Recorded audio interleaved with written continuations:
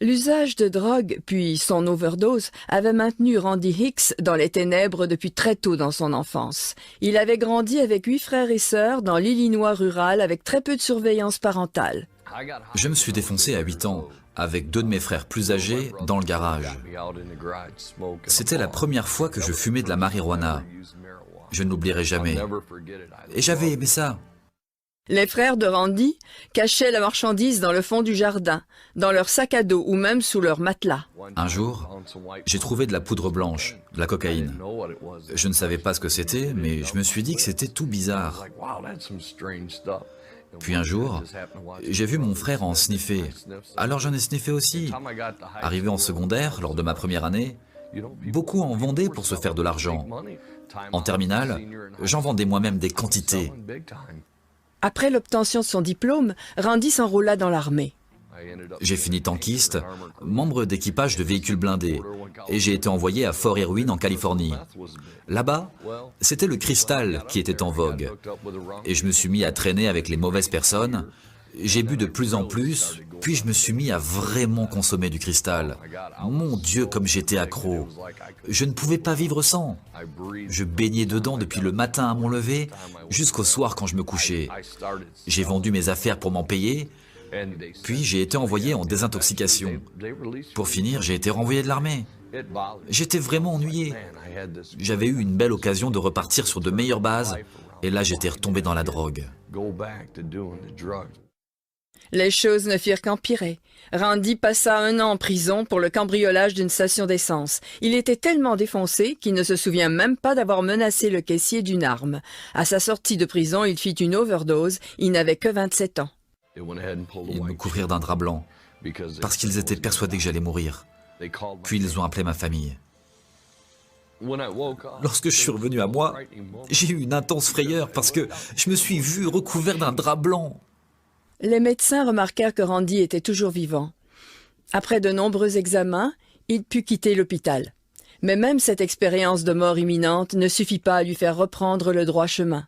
Randy se maria, mais ni son usage d'alcool ni sa dépendance à la drogue ne cessèrent, ce qui conduisit à la ruine de son mariage. En 1997, la femme de Randy le quitta avec ses 2 jeunes enfants.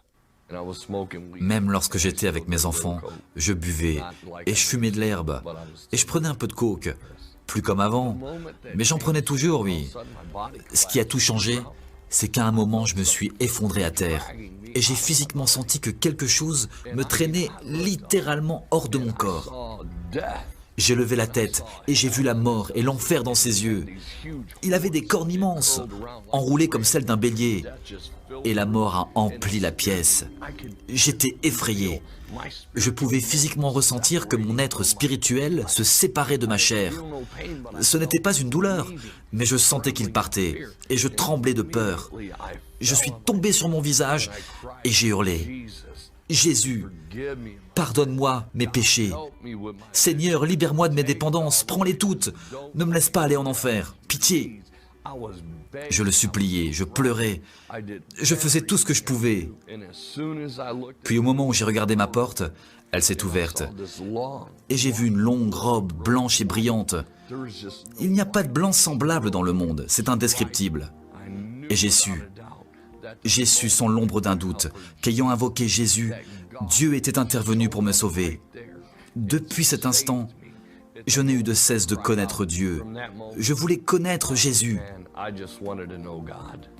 Je voulais connaître celui qui était venu me chercher alors que je savais sans le moindre doute que je devais aller en enfer. L'addiction de Randy à l'alcool et à la drogue fut immédiatement remplacée par une faim et une soif de Jésus. Je voyage pour raconter partout comment Dieu m'a tiré de là, ce que j'ai traversé et ce que ça peut vous faire, pour dire que Christ est la réponse. Lorsque vous invoquez le nom de Jésus, il est là, et il est prêt à vous accueillir, à vous pardonner tous vos péchés. Tout pouvoir m'a été donné dans le ciel et sur la terre. Il y a plusieurs demeures dans la maison de mon Père. Si cela n'était pas, je vous l'aurais dit. Je vais vous préparer une place. Et lorsque je m'en serai allé et que je vous aurai préparé une place, je reviendrai et je vous prendrai avec moi, afin que là où je suis, vous y soyez aussi. Vous savez où je vais, et vous en savez le chemin. Je suis le chemin, la vérité et la vie. Nul ne vient au Père que par moi. Abraham, votre père, a tressailli de joie de ce qu'il verrait mon jour. Il l'a vu et il s'est réjoui. Si vous me connaissiez, vous connaîtriez aussi mon Père, et dès maintenant vous le connaissez, et vous l'avez vu. Et je vous le dis, avant qu'Abraham fût, je suis. Il y a si longtemps que je suis avec vous. Celui qui m'a vu a vu le Père. Les paroles que je vous dis, je ne les dis pas de moi-même, et le Père qui demeure en moi, c'est lui qui fait les œuvres. Croyez-moi, je suis dans le Père, et le Père est en moi. Cette bonne nouvelle du royaume sera prêchée dans le monde entier pour servir de témoignage à toutes les nations. Celui qui croira et qui sera baptisé sera sauvé, mais celui qui ne croira pas sera condamné. Je m'étonne que vous vous détourniez si promptement de celui qui vous a appelé par la grâce de Christ pour passer à un autre évangile. Non pas qu'il y ait un autre évangile, mais il y a des gens qui vous troublent et qui veulent renverser l'évangile de Christ. Mais quand nous-mêmes, quand un ange du ciel annoncerait un autre évangile que celui que nous vous avons prêché, qu'il soit anathème. Moi, Jésus, j'ai envoyé mon ange pour vous attester ces choses. Je le déclare à quiconque entend les paroles de la prophétie de ce livre. Si quelqu'un y ajoute quelque chose, Dieu le frappera des fléaux décrits dans ce livre. Et si quelqu'un retranche quelque chose des paroles du livre de cette prophétie, Dieu retranchera sa part de l'arbre de la vie et de la ville sainte décrits dans ce livre. Ces paroles sont certaines et véritables. Et le Seigneur, le Dieu des esprits des prophètes, a envoyé son ange pour montrer à ses serviteurs les choses qui doivent arriver bientôt. Et voici, je viens bientôt. Heureux celui qui garde les paroles de la prophétie de ce livre.